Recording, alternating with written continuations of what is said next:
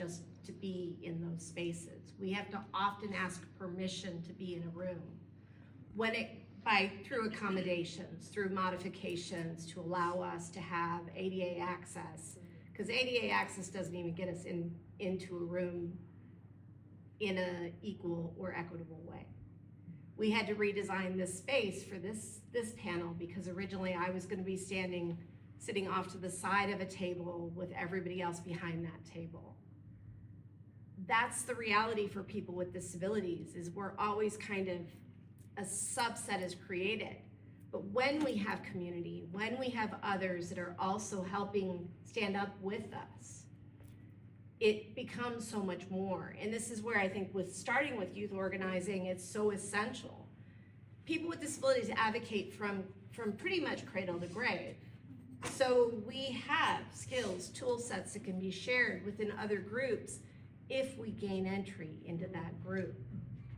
And that would be kind of my counter to is it's equally important for anybody, any person, disabled or not, to be able to show up authentically for who they are. And I think that's one thing that South Bay Youth Changemakers does amazingly well, because they're empowering these people through a process of change, through learning how to empower themselves. And when we can do that also for people with disabilities of all types and things like that, we end up collectively improving everything that we're doing, and we have more nuance to the elements that we're creating. And I just wanted to add that. Yeah. I'm so glad that you brought that up, because this is like, if anyone wants to learn more about the accessibility issue with youth with disabilities, before I even joined the org, a lot of our founding staff are disabled. So disability justice was very front and center to how they designed the program. So like, we have a lot of neurodivergent youth, for example. We have some youth with mobility needs. So we do things like every single program, we have like a huge thing of fidget toys. We always have supplies for them so that they can be doodling, doing whatever they want. And it takes time for them to get used to that, because they're used to being punished in school for doing stuff like that, right?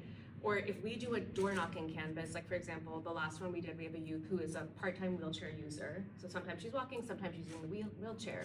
We have staff go and scout the location before to make sure the route that she's on is one where she can use her wheelchair and she can go all the way up the driveway straight to the door, right? So she gets that experience.